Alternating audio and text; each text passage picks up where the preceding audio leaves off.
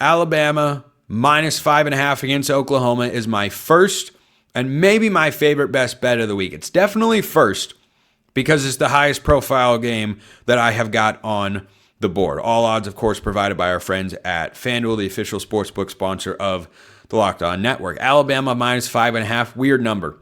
Weird number. How do you even get to a point where Oklahoma covers by half a point? You don't really.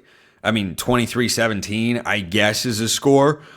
I said Oklahoma covering by half a point. That'd be Alabama covering. So I think Alabama wins this game by more than a touchdown. I think they win it by double digits. I have the Crimson Tide winning 31-17 because the way that Ole Miss's defense went into Norman and kind of tore up the Oklahoma secondary provided a blueprint for a quarterback who's better than Trinidad Chambliss. And I like Chambliss. He's not just an awesome story. He's a really good football player for the Rebels, has been this season. Ty Simpson is playing at a higher level because Ty Simpson is playing at as high of a level as any quarterback in college football except for maybe Julian Sand.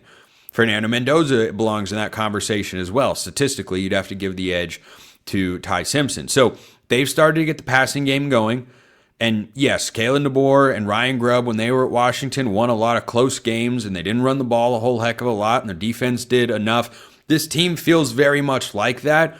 I just don't trust that the Oklahoma offense can go to Tuscaloosa and play a unit that has improved significantly from last year and over the course of this very season. Has Alabama had a lot of success with running quarterbacks defensively? No. But Vanderbilt also didn't score many points. I think it was, 17 in the game? I think that's where we'll keep with my prediction that I mentioned earlier this week on the show. I just don't trust the Oklahoma offense. I really don't. They don't run the ball consistently. John Mateer is up and down, still battling a couple of different injuries. Yeah, give me Bama 31-17. Minus 5.5, that's fine. Bama by double digits. Another pick, Duke minus 4.5 against Virginia. I mentioned earlier this week that this would be one of my best bets. This is not strictly a Vegas pick. It's one that I can certainly talk myself into whether, Duke is favored as an unranked team or not. But I don't know how many times this year. I should have kept track. This would have been a good thing to keep track of. Someone's got to have this stat out there somewhere. If I trusted AI more, then maybe I'd ask them. But when an unranked team is favored over a ranked team in the AP or playoff rankings, that's got to make your alarm bells go up. Or when a line is not as big as you think it would be. I actually had Virginia earlier this year covering, not beating, but covering against Florida State when the Seminoles were still a hot commodity. Mike Norvell might become I don't know about hot commodity, but a commodity on the coaching market here if things don't turn around. I don't know if they will. And so for Duke in this spot at home, I think last week they were looking ahead thinking about this game because they know even as a currently 4-loss team, they could win the ACC. They're a 1-loss ACC team, and they can absolutely win this one against a Virginia offense that struggled last week. They'll get going a little bit more. Chandler Morris will get Virginia rolling more than they did last week. Just 9 points against Wake Forest. Manny Diaz is a former defensive coordinator, but Duke's defense hasn't actually been very good this season. So I think there will be plenty of points, but I think Darian Mensah outplays the Virginia offense. Just Darian Mensah, that's all you really need. I mean, what more do you need? Guy's making $4 million to play quarterback, and after a slow start, he's lived up to the billing. So I like Duke to win. I like them to cover the 4.5. I'll take the Blue Devils 34, and I will take Virginia to notch 27, but it's not enough end of the day. 34-27, Duke over Virginia. Another one, the only underdog I've got this week. I've been riding the favorites a lot in the last couple of weeks. That might come back to bite me this week. We'll just have to wait and see.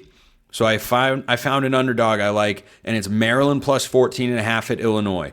The Illini have allowed 260 yards or more, throwing more than I'd like. Now, the Maryland passing attack with Malik Washington, who got off to that hot start, has not been as effective as it should be. They've also struggled running the ball, but kind of like Illinois, and they played earlier this year. It's funny that I bring this up.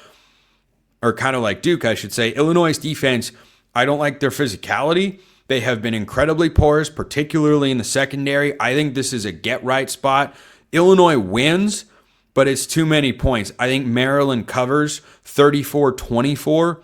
The Terrapins have not won since they beat Wisconsin in Madison earlier this year when they were a 10.5-point underdog on the road. They won the game outright 27-10. That's the last time they won a football game. So that's not happening here. They're not going to Champaign and winning. They are going to go to Champaign and cover the 14.5. 34-24. I'll take the Illini to win. Second straight week that I'm going with the UNLV Rebels. Dan Mullen's team was all offense and no defense, and there's still a lot of offense, but the defense is getting better as this season is progressing. And Dan Mullen right now is not being talked about a lot as a coaching candidate. I think it's because it's his first year at UNLV. Other schools probably want to see. Obviously, Barry Odom just went UNLV to a Power 4 at Purdue. I think that other schools are waiting to see how the offseason goes, what he can do in the portal, how his high school recruiting is, and all of that. But right now, UNLV is 7-2, and the Rebels can play offense. Bet them last week on the road here on the best bets with -4.5. Here they're -6.5 against Utah State at home. The Aggies have not been good on the road this year. They are 0-4 on the road, and in conference play, they've got a couple of higher caliber opponents on there. It's not fair to judge them. Okay, in Mountain West play this year on the road, Utah State is allowing 38.5 points per game. They gave up 44 to Hawaii, 33. Might have that number wrong. Anyway, it's a lot of points. It's a lot of points. I'm just remembering incorrectly. I trust that I jotted my notes down correctly here at 38.5. So Utah State has not been good on the road. I will take UNLV to win. I think they go over 40 in this one. 45-27. I think UNLV rolls Utah State. Staying in the Mountain West, Boise State is starting a former walk-on at quarterback. There's an interesting story out there you can go read about what he views his future as with the Boise State program, how he wants to be a starting quarterback. And you know what? Good for him and good luck, because you're going on the road to play a San Diego State defense that is filthy good and got embarrassed last week on the road at Hawaii. Bounce back spot here for the Aztecs. I think this is a pretty low-scoring game because the Aztecs' offense is just okay. But Boise State, this is not the time to be having to make a change at quarterback because Maddox Madsen isn't healthy. I'll take San Diego State 23-10. They cover the 2.5 at home. And I mentioned earlier, Louisville, -2.5 against Clemson. Again, in a bounce-back spot. There are a number of those in the best bets this week. 3, to be exact. San Diego State is in a bounce-back spot at home. Louisville, bounce-back spot at home. Duke, bounce-back spot at home. And those teams combined giving up 9.5 points.